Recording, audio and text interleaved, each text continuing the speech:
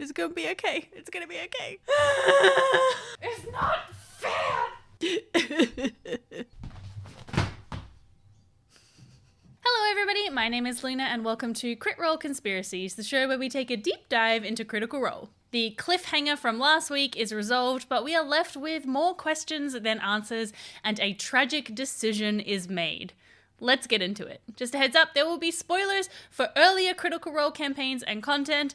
You've been warned. Unfortunately, my wish that they would all be teleported to the moon does not come true. Instead, everything goes white, and everyone who is still alive is flooded with memories from their past. And let me tell you, I was taking so many notes during this part. We start with FCG, who has memories of waking up and seeing Dancer, of traveling with their old party and meeting Ashton. But they also have older memories, and I think it's safe to say pre-calamity memories. Thousands of years old memories. Matt mentions a never-ending cloudscape, which I think means that FCG was indeed on one of the flying cities that traveled Exandria during the Age of Arcanum. It was most likely Aor, since we know that that is where a lot of Aormatons came from, but it also could have been another city. We don't know the exact number of flying cities that there were during this time period. There is a parade of automatons. I'm not sure if they're Aormatons, like sentient robots, or if they are the ones that are not sentient, that are just used for helping people. Perhaps this was the parade of the carer robots that were sent out to assassinate people,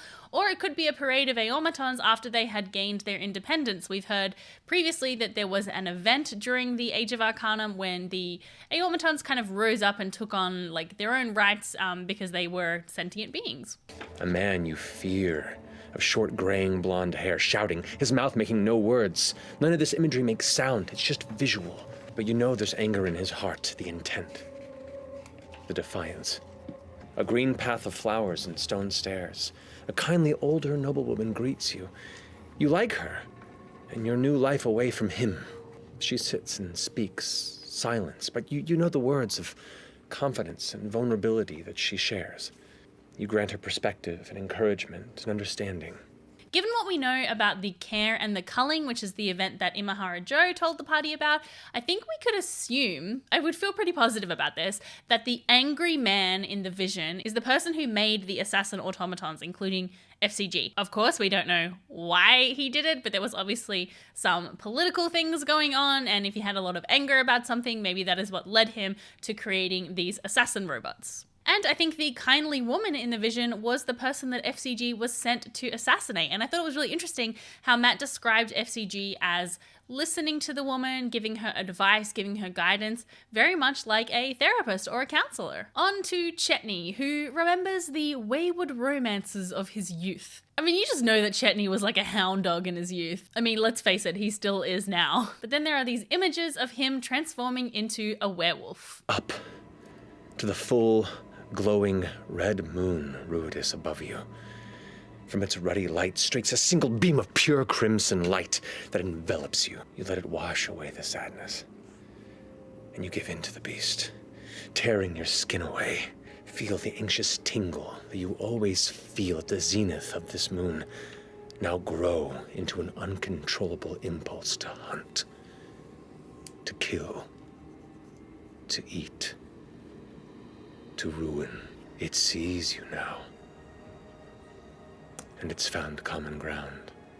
Matt Mercer has previously stated that Ruidus doesn't really have an impact on lycanthropes. Now, maybe this has been changed since Ruidus and its nature is being more and more fleshed out as the years go on, or maybe it is that Ruidus doesn't affect lycanthropes and it's just that Ruidus has a particular connection with Chetney. This lends some credence to a theory that I've talked about on this channel before, that every single member of Bell's Hells has a connection somehow to the Red Moon. But there is even more to dig into here, because Matt says that it sees Chetney now, and that it finds common ground. So what is it?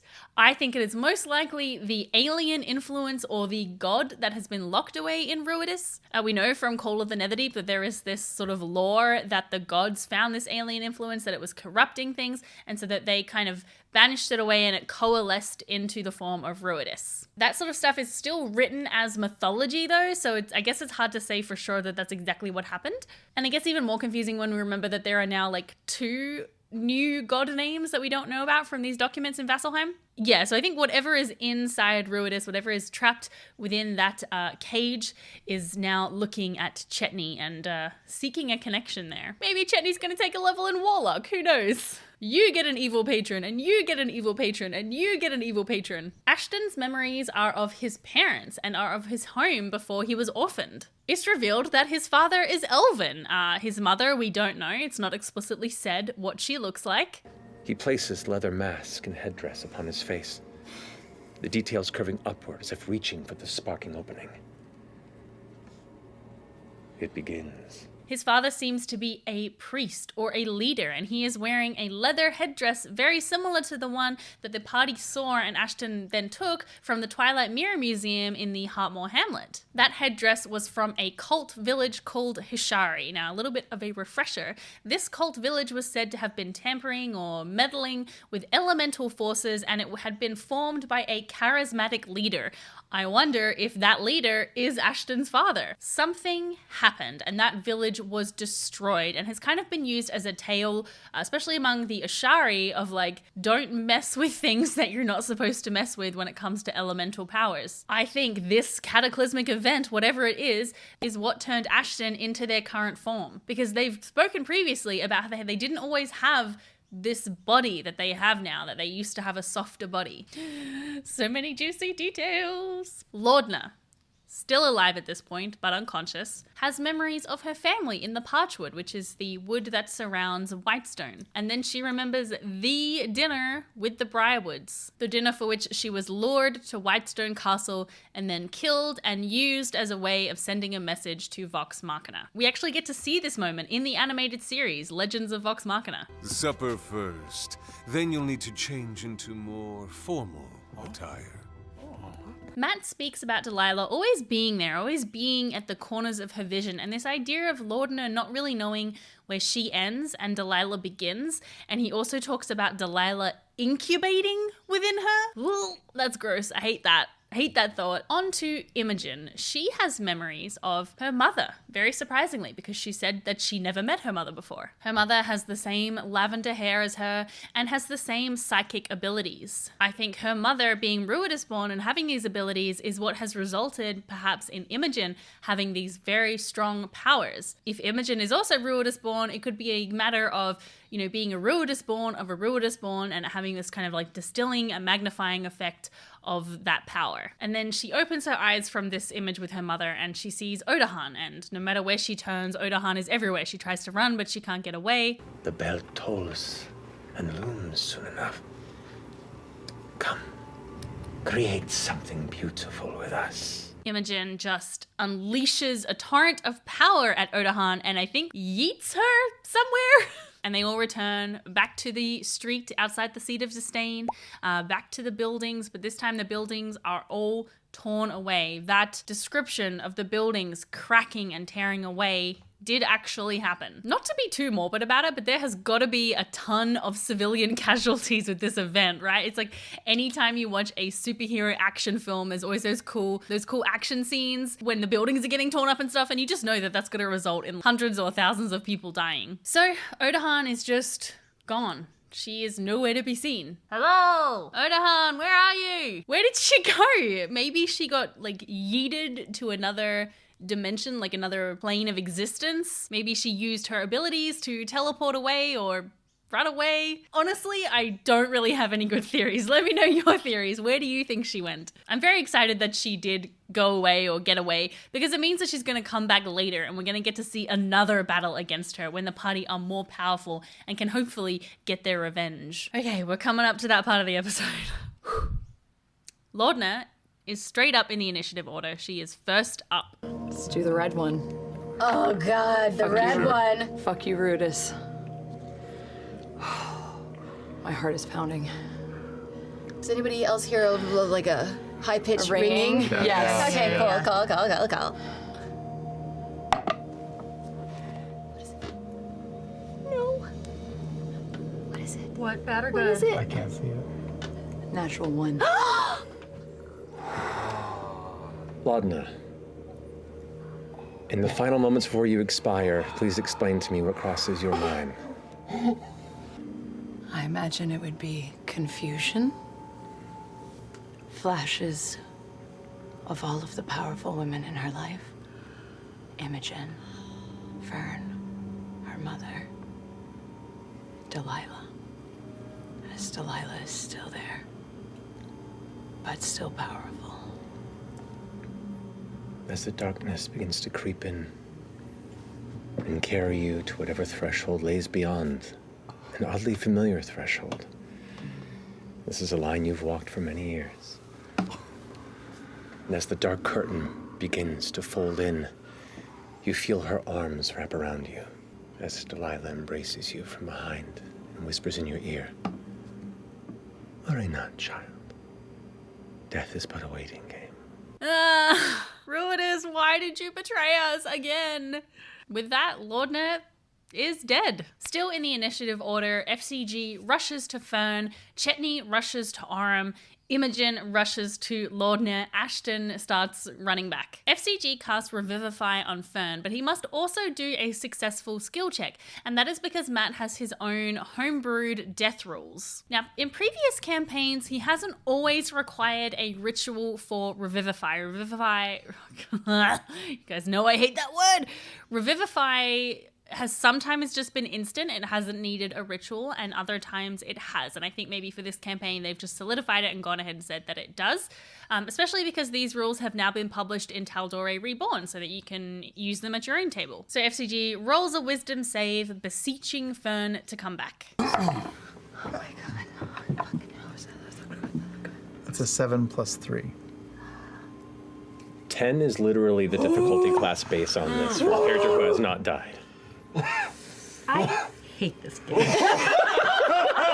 Fearne, on the brink of death, sees a dark green sliver of a moon, hungry eyes in a jungle, and behind those eyes, cold oblivion. A green moon? What do you mean a green moon? Is there another moon? Do we need to be worried about another moon now? Like, how many moons has this place got? I think that the cold oblivion behind the eyes is a reference to Tharizdun, otherwise known as the Chained Oblivion. This is a betrayer god of madness and trickery, and it is associated with this like consumption, never-ending consumption and corruption of things. The Chained Oblivion actually played a big role in Campaign 2 and might have been unleashed upon the world if not for the actions of the Mighty Nine. This connection, I think, is also backed up by the imagery that Matt described of Fearne being held back, restrained by things, which were then torn away as FCG kind of brought her back into the light. I was really interested in Fearne's reaction to this vision. I'm not quite ready for that part yet. I'll turn around and start reaching out. She didn't seem scared or upset at all. She was just like, I know that's there and I'm gonna have to deal with it later.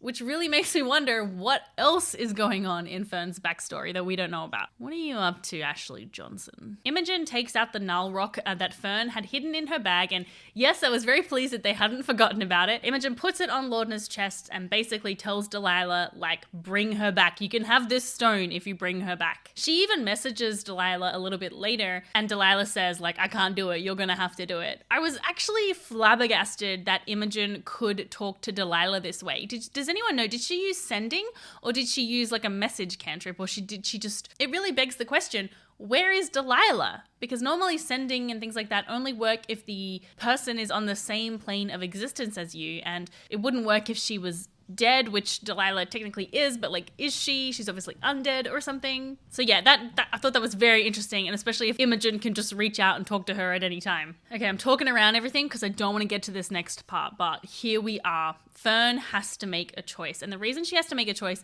is because they do have enough diamonds. They had 3 diamonds.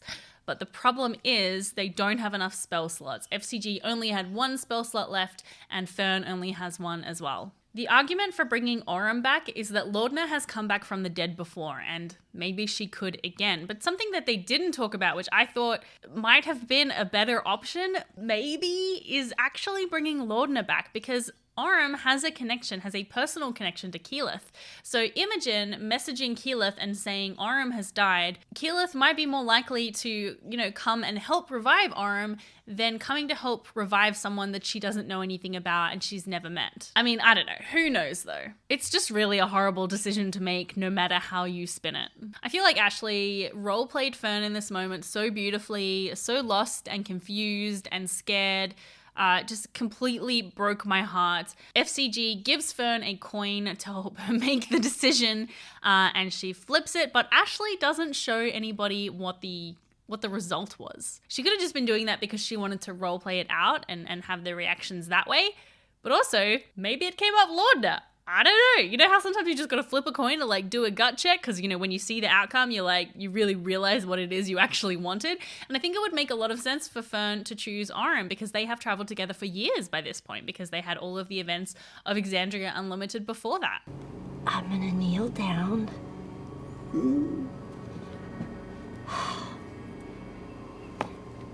I'm gonna go to Laudna.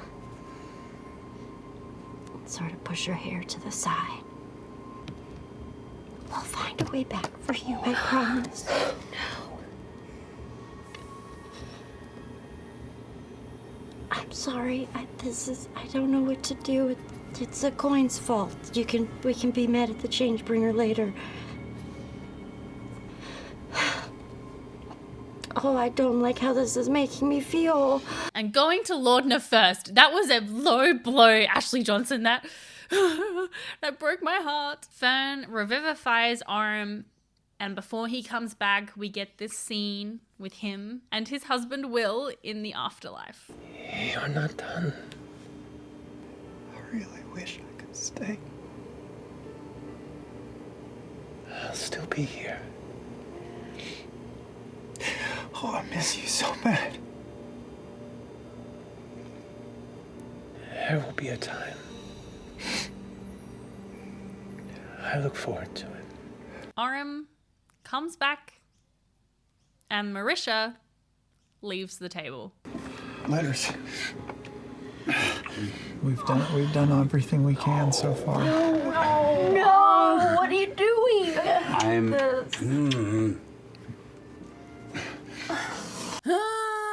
I hate it. I talked about last week how I expected that maybe one of them would stay dead, but just actually having it happen, it sucks, man. It sucks real bad. I cried so much. I had to watch those scenes twice because the first time I couldn't take any notes. I was just so overwhelmed, and then I had to watch again to actually listen properly and take some notes. Matt calls for an early break, and honestly, I loved to see this. This is safety tools at work at the table, people. Giving people time to process and take a break, and who knows how long that break was in the real world, but just giving them a chance to do that I think is really important. Critical Role doesn't really explicitly talk about safety tools that they use, but I'm sure they have plenty among themselves, and you can sometimes see them using them at the table very subtly. But this is just a great example of, of a particular thing you can do if you have an upsetting moment in your game that people need a bit of time to work through. I absolutely love making these videos. I love reading all of your comments. I love completely nerding out with all of you. And I would really, really love to make this my full-time gig, but to do that I need your help. By signing up on Patreon for as little as $2 or $5 a month, you can really make a difference and help me reach that goal. Plus you get exclusive Patreon only content, and we're almost at my next goal of 50 patrons, which is when I'm going to do a monthly Patreon only live stream so we can have secret chats. And you get a shout out in these videos when you sign up. Now I had a huge influx of patrons last week, so I'm going to shout them all out now. Thank you so much to Adam, Lee, Meredith, Robert, Anthea, Shelley, Burrows, Corey, Rebecca, Sutton, and Josh. You're amazing. And an extra special thank you to Yasha and to Admiral. All the details about signing up are in the link below. Okay, back to the video. The party get to Imahara Joe's. They have taken Laudna's body with them, and Joe agrees to let them hole up there for a little while, just until things hopefully cool off. They hole up in the basement and they interrogate Treshi, who did not suffocate in the hole. It turns out you can actually get out of the portable hole very easily. It's just a DC 10 strength check, but I love the idea of him just like staying in there and not knowing how to get out. The interrogation does not go particularly well at first, and that's because Treshi is not very intimidated by any of them. They all keep rolling really badly on their intimidation checks. But then Aram... Statue or, yeah. Stab him through the foot? Stab him through the foot. I cover the mouth. I push him back in the hole. We're having a bit of a raw day, Armand. We just lost one of our own, as you can see. And I'm the peaceful solution guy in this group. So why want you to start fucking talking right the fuck now? Aram! Good boy Aram! What? Treshi says that he was basically just a pawn in something larger than himself, that he took on this contract as a way of trying to gain more power for himself and for his house, but that he didn't really know what the grand scheme was. Well, at least he didn't tell them. I think he probably did know a little bit more, but they didn't really get that out of him. There was a scheme to sow chaos in Drusar, which is where the Nightmare King came in, but he was sort of apparently doing things that Treshi had not agreed to, like the stuff with the Shade Mother. But his role was to sort of sow chaos so that the populace wouldn't feel safe and that they would demand that the Quorum do something, and then the Quorum would hire the Paragon's Call, giving them a lot of influence and power within the city. But to what end do they want this power and influence in the city? I mean, it could be for any number of reasons. I'm sure it would be incredibly handy in whatever underhanded operations that they're doing. I think whatever it is, it probably doesn't bode well. Treshi's main role was helping smuggle these Dunamancy potions. He was smuggling them from the Menagerie Coast, which is on Wildmount, the setting of the last campaign, from the Menagerie Coast to Drusar, and then Gianna Hexam would hang on to them for a little while, and then they would end up at Bassaras, which is when the Paragon's Call would take them to wherever it is that they were taking them. This has been a project that has been going on for some time. He has been involved in smuggling these potions, I think, for over a year. Treshi agrees to give the party whatever they want, as long as they will protect him from Otohan Thul, because he is just as scared of her as they are. The party investigate the crates, which contain these cylinders filled with Dunamancy potions, or otherwise known as potions of possibility. They end up getting 8 of them in total, and it seems likely that these cylinders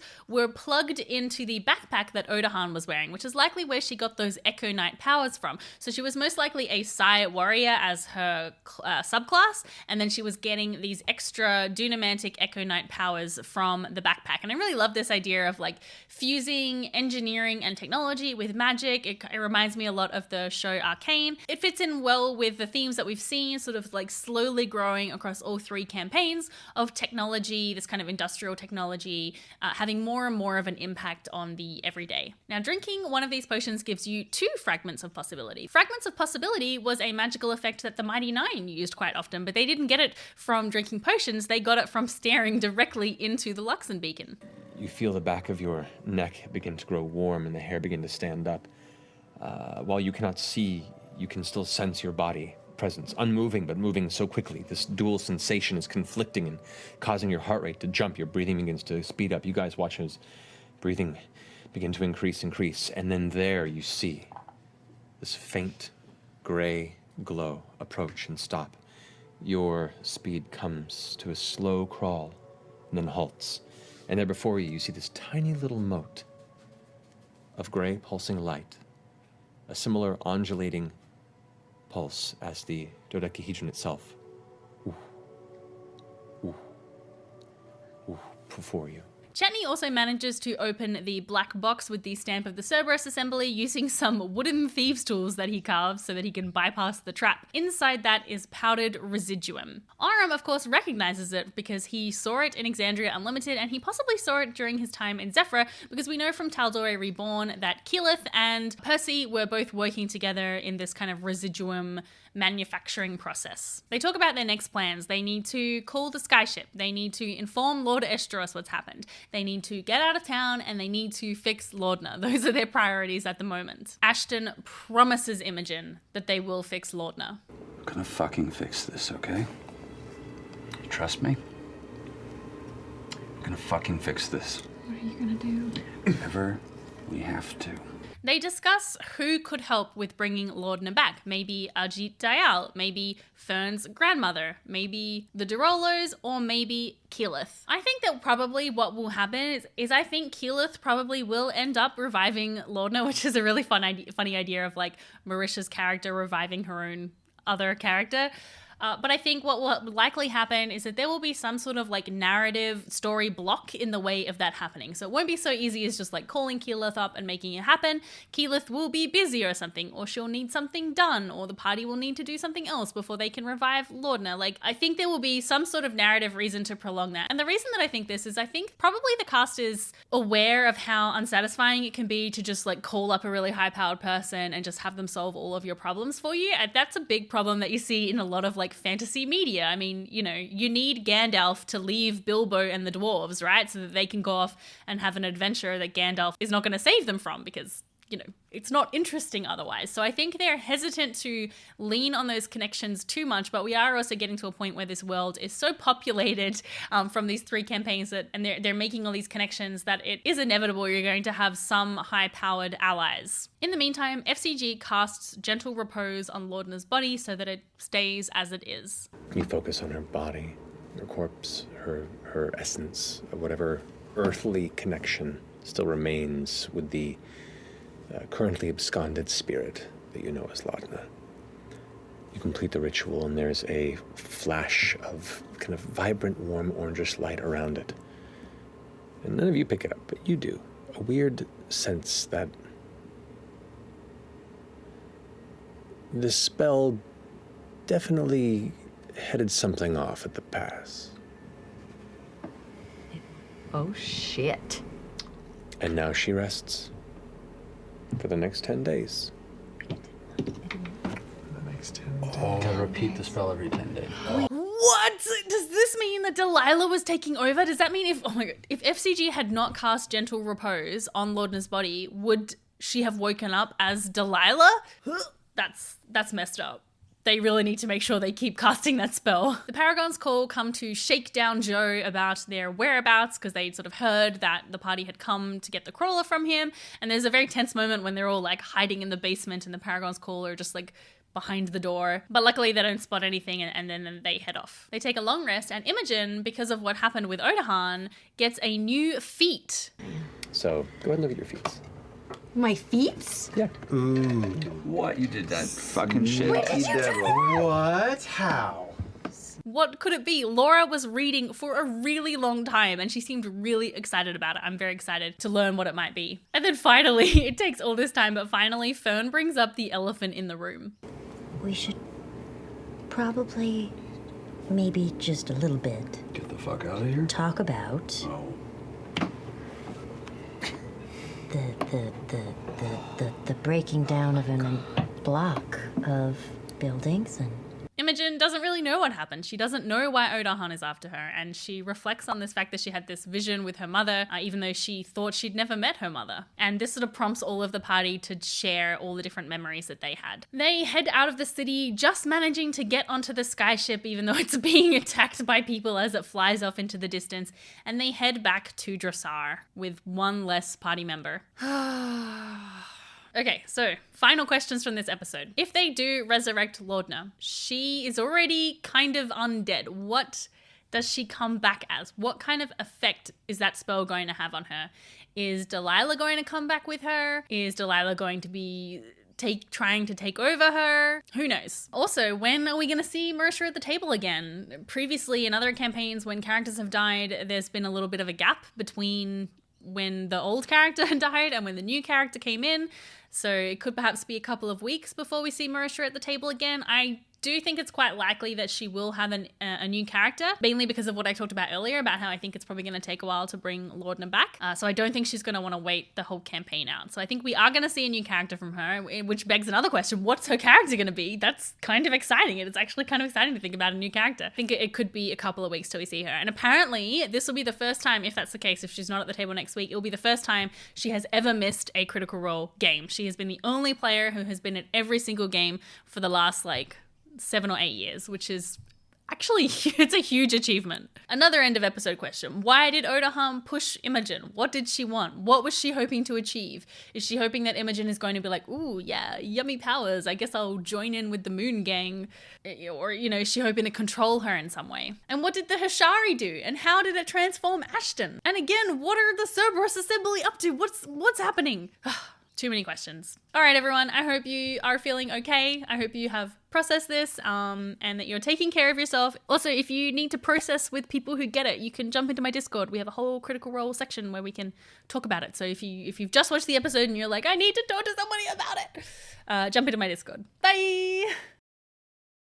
We're running out of time. Okay. Imogen, I don't know what to do. I don't want to put a choice on you. I don't know what to do.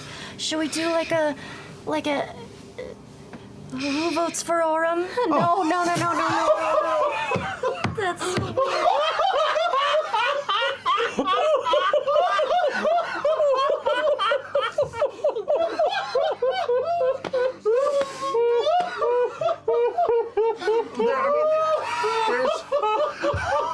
There is 5 of us up, so it would be we could vote 3 out of 5. No, we're not doing that. We're not doing that. We're not doing that. That's a terrible idea.